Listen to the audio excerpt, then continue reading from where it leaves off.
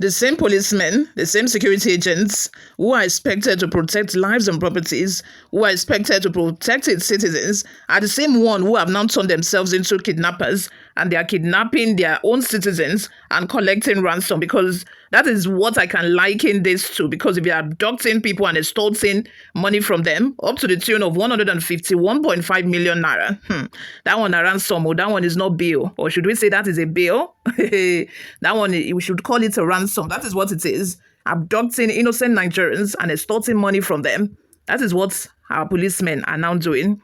Before we delve right into the details of today's news, if this is your first time here, you have not subscribed to this channel, what are you doing? Please go ahead and subscribe. Hit the like button.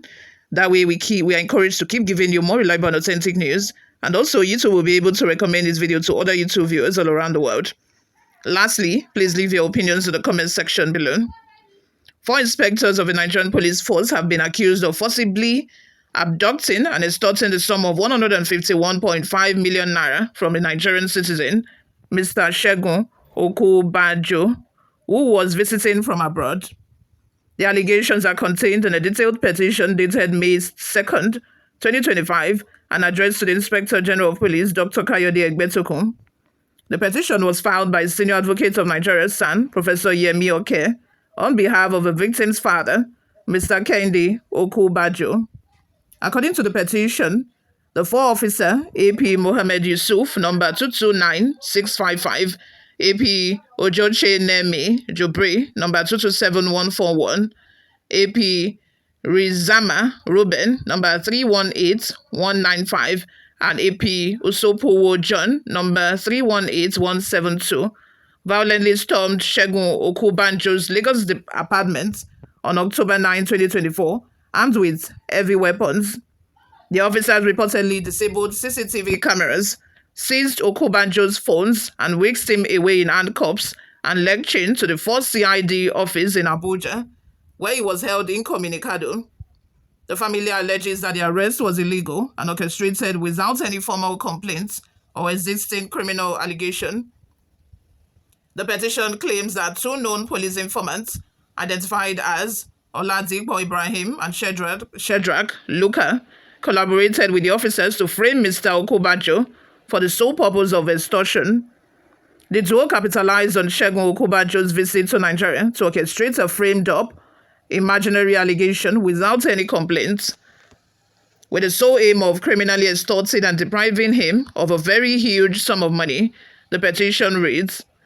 Initially, the officers allegedly demanded 1 billion naira for Segun's release. You see why I said this is a ransom? Like, who does this?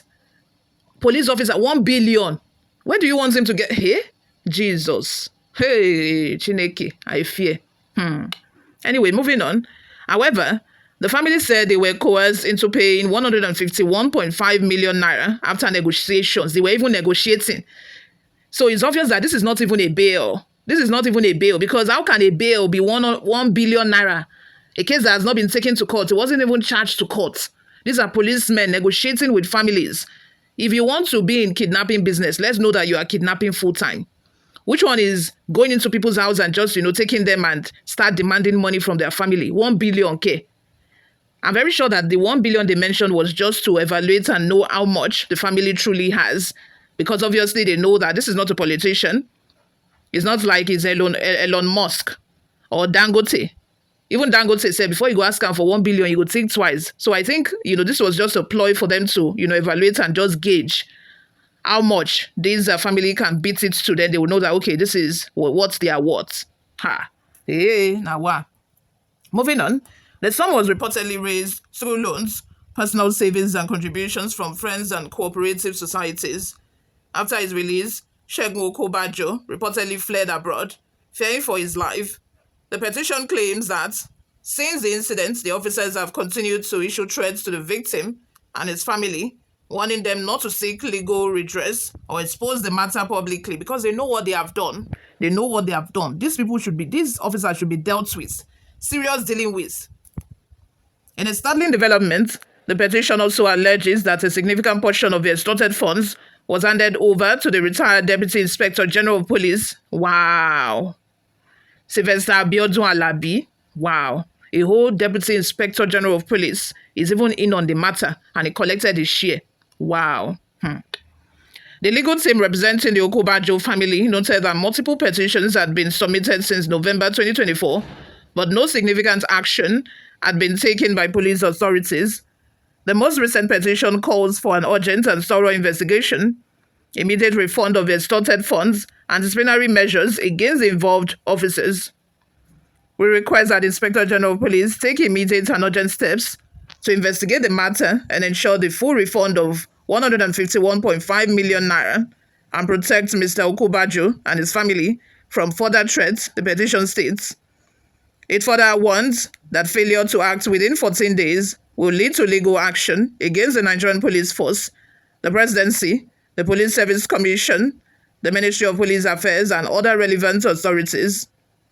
The legal team also threatened to escalate the case to international human rights bodies and foreign media outlets. The petition is backed by evidence, including video footage, photographs, and financial documentation, according to the lawyers. Let's have your thoughts and your opinions in the comment section. My brother, my sister, this Nigeria is so terrible. That is why people who are abroad, they do not want to come home. Imagine the other time that Kemi Badenoch was saying all of those things she was saying. Do you blame her? Can we even blame her? Is it not true? When she said that the police in Nigeria took her brother's shoe and his wristwatch. Is it not true? It's not far-fetched. It's the truth.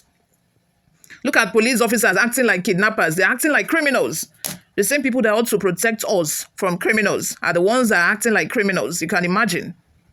The same ones that we should seek shelter, that they should give us shelter and protect us from criminals, from kidnappers. They're the ones that are behaving like criminals. Imagine, after they knew what they have done, they started threatening the families that they should not take it to court.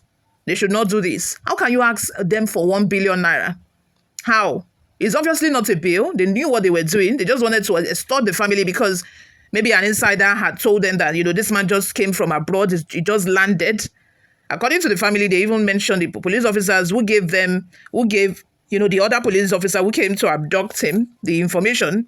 They have probably told them that, this man is very wealthy, he has money, he has this, he has that.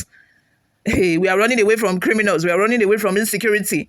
Even our policemen self, they fear them. Even God self, they fear them. Devil self, they fear them because, I'm shocked. I shouldn't be shocked, but the staggering amount of money. We know that these people, they go after Yahoo boy, they just collect chicken change. But how can you collect 150? No, these people are kidnappers. There's nothing you can tell me. Even kidnappers self, no collect reach that one. How much kidnapper they collect for ransom? Kidnappers self, no collect reach that one. And police officers, 151 point something million naira. Make una dey fear God. You people should be fearing God. Jesus. Anyway, let's have your thoughts and your opinions in the comment section below, guys. Before we go, let's just take a look at some of the reactions we got online. The first comment comes from Abdul Karim Isha, who says, police that is so corrupt and dishonest, they don't even know their jobs. They are working for top politicians, both at the state and federal level. The head is corrupt down to the ladder. Instead of embarking on their responsibility and ethics, they now turn to worship politicians because of money, and they forget there is life after death. Suffice it to say that their end is always horrible. Of course, it will be horrible. It will. Agoke Taiwo says, retired Deputy Inspector General also involved. Now, wow. So you should know that it's from the top to bottom. If not that this letter was written through the senior advocate of Nigeria, let me tell you, it wouldn't have gotten anywhere. The only time you see police officers acting, and Inspector General Kayode Egbetokun acting like he cares, is when the public already knows about the matter or when the story has gone viral. There is nothing they can do but act. Or when an important personality is writing to them, but you are an ordinary person, you are writing a petition. Who do you think you are? Who the hell do you think you are? Do you think they are going to answer? And according to the family, they said they've written several petitions that did not get any response. But I'm guessing that because this was written by a son, they know that they just have to do something about it. Let's have your total opinions in the comment section. Thank you very much for always listening and watching, guys. I'll see you all in my next video. Bye for now.